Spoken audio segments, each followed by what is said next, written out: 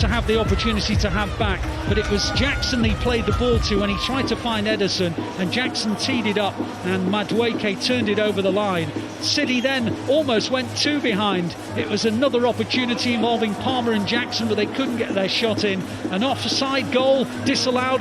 Marmoush denied a debutant goal. Vardiol put two chances, one wide and one over the crossbar, but then provided the equaliser. And so at half-time at the Etihad Stadium, it is City 1, Chelsea 1. Well, let's go back to the studio and let's hear the thoughts, and I'm sure there'll be plenty of them, of Andre-Flo, Peter Reid and Kel Spellman. Welcome back to Matchday Live. Thanks, Alistair Mann, for commentary. Andre-Flo with me alongside Peter Reid. Gents, before the game, we knew it was going to be an exciting fixture. Peter, it's lived up to that. Can you try and summarise that first half of football? Well, when the first half of football goes like that, you know it's a good game. Yeah. And the start that Chelsea got, you know, it was unbelievable. We thought we didn't know what we were going to get. What we've got is a really good football match. Chelsea playing a high line after going 1-up. City trying to wait to get back in the game. But all in all, a lot of good things out there. Defensively, a few things that I wouldn't be comfortable with. But Marmoush movement, excellent for Manchester City. Palmer picking up good positions for Chelsea. More goals in this. Yeah, more goals to come. I mean, it's funny, isn't it? You kind of think who would be a happier set of fans at half-time, but it feels so equal out there today. It seems that both teams giving a good account of themselves so far. Yes, both teams could have scored more goals. Yeah. I'm not sure if I'm confident with Chelsea having a high line, but I'm sure they are worried about dropping too deep as well, because then City would have too much of the ball. But that has led to quite big chances, actually both ways. I thought Chelsea should have scored the second goal before the 1-1 there. A very big chance, but also, well, it's a fair result. I can't say that. I think Palmer should have took her on. You know, I think so, you know, yeah. with his confidence, He's so I confident he should have done I'm that. thinking, oh, it's 2-0 here. Yeah. And obviously, and I was made up. Kuzmanov got the block after making a mistake for the first goal, and I'm being a bit edgy. I'm delighted for the boy that he got the block on, and his confidence during the half has improved. So yeah, maybe let's pick up then. We're going through some key moments of that first half. We came out the blocks quick. I mean, there was a Nunes fashioned a ball over to Marmoush, I think in the first 2 minutes, who was offside but looked lively, like he said. And then talk us through what happened there, Peter, with Kusanov. It's such a shame for our new player there on his debut. yeah, I think it was just a sort of long hike up, and they've let the ball bounce. You're going to try and deal with it. Didn't get the first header. It's bounced, and then he's gone. He's gone. I think as a Kanji tried to get across. You've got to be there. You've got to be positive in what you do. And he sort of got off and off, knocking it back to the keeper, and he hasn't put enough on it. Yeah, it's difficult, that, isn't it? Though, I mean, young player. You know, coming out. I mean, he's only been here, I think, less than 3 days. Mm-hmm. How? I mean, and you said he grew in confidence again, but it's got to be really difficult mentally to pick yourself up from that, I can guess. Yeah, of course, and I think it shows that he's come to a new environment here. It's a lot quicker. You wouldn't be pressured this quickly anywhere else than in the Premier League. So I think he's learned a lot already. You need to be decisive as a defender, get the ball away. But he made the wrong decision. He knows that. But then again, he picked up some very good stuff afterwards. Yeah, and I think Andy Morrison alluded to in commentary, Peter, almost a bit of communication. And he's playing with brand new teammates. That a couple of times it's felt like the communication's not there, which is understandable given he's only arrived 3 days ago. Communication's huge. They haven't had training sessions. Sorry, I mentioned the pace of the Premier League is the best in the world. Mm-hmm. And I know he's been playing at a high level, but it surprised him. Yeah. It surprised him in the end. The ball up, which is just unreal. You've got to try and win it, but it surprised him. And like I said, mistake cost a goal. Yeah. But, and I thought he looked a bit edgy for 10 minutes. He took a yellow card, didn't he? Yellow card. And I just thought he sort of didn't want the ball. He grew into the game, got on the ball, both defended. He got a sliding tackle here, which is terrific. It was offside, but he wasn't to know that. He got that, and I think he's grown into the game. But he'll know now about the pace. Baptism of the next time, I'm sure. That's it. Then, of course, Chelsea 1-0 up, and probably, you've got to say, probably lucky maybe for City that they didn't get that second, because they really then started to kind of really go into the game. What impressed you most about Chelsea in that first half? Well, they came here showing that they want to attack. That's a good thing. They, even though they came to a difficult stadium, they want to play their game. So they started really well. Could have been 2-0 up here, and should have been.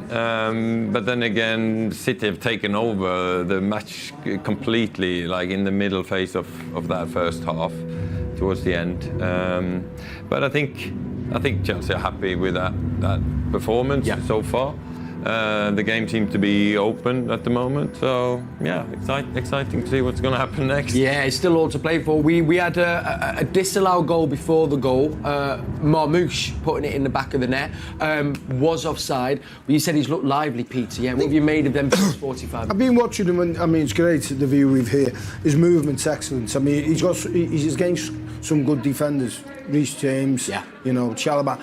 Good, quick defenders. But I'll tell you what, he's always looking to get in behind, be on the move, come on. He's very, very what I call lively. Yeah. He's alive all the time.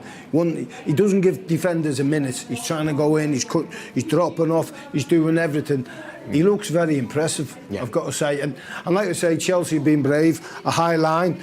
And to be fair, the equaliser come from a run, high line, bring it down. And I think, if I was Pep, I'm not telling Pep what to do, by the way, but I would certainly be looking to get the ball every now and then in behind. Holland's picked up some great positions and is desperate to get in behind, and it hasn't come for him.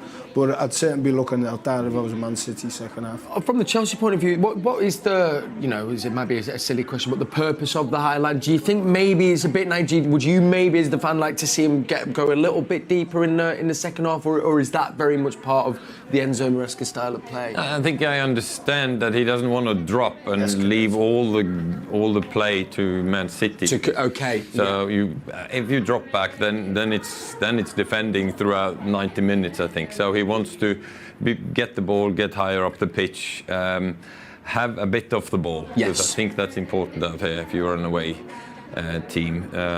But then again, you can be punished because City's got some quick attackers running in there. So it's risky, but yeah, it's paid off so far though. I mean, bar maybe that goal, which was Gvardiol in the end who scored the equaliser. But I think Alistair said in commentary, probably could have almost had a hat-trick in the first half, Gvardiol. Like, he'd think the best chances for City out of anyone on the pitch. The one where it's come across and he's on his left foot and shake to hit it, and he's done brilliant. He's done the defender, come inside, and then hasn't got a finish off it. And then he went through outside of his left peg and just... But he's been in what I call the old inside left position about 10 times all game, and he's the left back. It just shows you what an attacking format this game is. Really. And I guess that's it, isn't it? Both teams really going for it, attacking, and as you said, defensively, neither of them quite the strongest. Coming into the Chelsea dressing room there, what do you think the atmosphere, and what is the conversation that you think they'd be having moving into the second half from a Chelsea point of view? I think they would be quite happy. I went so far. I think they would also say that we need to drop at that right time. So we can't just stay high when their midfielders turn and look up. The runs are coming. That's going to be dangerous in that second half. So I think that's going to be what they were talking about. Drop when you have to, and do it at the right time. Yeah, absolutely right. Before we look to the second half as well, we can actually bring you a Chelsea player and Manchester City player, actually. There we go. Young Wayne Bridge was in the Tunnel Club today, and we can now hear his thoughts on the game so far. Let's see what Wayne's made of it. Wayne, firstly, let's talk about that first half. I mean, obviously, as debuts go, Kushinov there with a misplaced header, Chelsea score. But I think other than that, I think City have been very much in the game and created a number of chances. Yeah, I think the more the game went on, they got into it. I felt so sorry for him, honestly. I just like, you want the world to swallow you up. I've had a bad debut before for West Ham, gave a penalty away, played someone onside. It's horrible, and I felt for him. But he's obviously strong enough to deal with it. City have got back into the game. They've had chances, could even be in front. So I think the more and more the game goes on, I can see him nicking it. Yeah, I think it was just important to get the next 20 minutes out of the way for Kushinov, wasn't it? You know, made that start. But other than that, he's looked solid, he's kept it simple, and he seems to have regained his confidence a little bit. Oh, definitely. I think everyone, there was some sloppy passes going on, just little 5-yard, 10-yard passes that were just going and miss. But like I said, the more the game's gone on, they've settled and they look like you're going to get a goal, and they got it in the end. So my oldest son's buzzing. And my youngest one's fuming. Let's put a bit of context to that. So Wayne has got 2 sons. They're both, well, he's got 3 sons, but 2 of them are mascots today. One's a huge Chelsea fan and one's a huge City fan. So 1-1 as it stands. I'd imagine that's probably the favourable result in the Bridge household tonight. Yeah, because that journey home is going to be a nightmare. Because if Chelsea win, the youngest one's a nightmare. He'll be winding out and he'll be fighting. So but the other one's not too bad. It's a draw as City for me. I think City and nick it. I said it from the beginning. It's going to be 3-2. So it's always going to be a close game. I mean, you look at the form of both teams coming into this game. It's erratic. We spoke about this before. You neither are putting a consistent run of performances together. So it is that kind of game where it's about taking chances. And you look at the chances City created in that first half, Wayne. Really, we should be already in front. Definitely should be in front in my eyes. Like you said, I think it's just the inconsistency of the team, but injuries and everything that takes part. But like I said before the game, it's the pressing of the team, and it's like I find it really hard. Like why? Because all these players, they're quality players. So it just goes to show you the players that are missing, like Rodri, how important he is for this team. Like how big of a player he is. He's just missed so much. Yeah, we've actually, I mean, it's obvious, isn't it? But you can see he's such a big miss, Rodri, for Manchester City. He's the best in the world at that position, isn't he? And you've got to say that he would be missed by any team in the world. I was interested in what Wayne Bridge was saying there, and the highlights of the trip there was the man in the background having his pint. Love it. Best highlights. That's it. No, you were joking apart. It's exactly that, and this half is, again, we don't know what we're going to get. I think, like Torre said, Chelsea will have the high line. They'll be aware now about runs going in behind, but there's more goals here. Yeah, absolutely. All to come. Now, listen as well, by the way, this shirt was designed none other than Edison and Rico Lewis. They got involved with the Puma AI kit creator. So for a very special match today, we have got this on, and you can also vote. Here we are in there. Some big saves from myself there. David James, eat your heart out.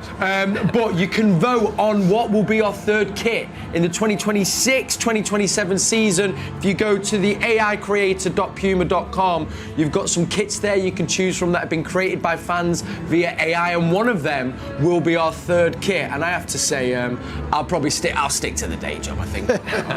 But also, if you've ever come to the ground, you've got some kids, make sure you get over to the CFA. Some great stuff going on. Right, boys are heading out, so we'll be back at full time. Currently stands at Manchester City 1, Chelsea 1. I'll see you at full time. Thank you, Kel. Welcome back to the Etihad Stadium. And City are making a half-time substitution, it seems, because Stones has been warmed up. I wonder if they're actually delaying on it, because he was warming up, but he then put his bib back on. Maybe they're not making a half-time substitution. I'm just looking at my app, which tells me these things, and it doesn't look as though City are going to make a change. So it's the same 11 at the moment who begun the game, for City that is. Chelsea, it would seem, also have the same 11, but John Stones was going through a limbering up exercise, and indeed he still is on this near side, but it doesn't look as though that change is going to happen straight away. It's one of those situations where if City can find a winning goal today, they will leapfrog 3 teams and go up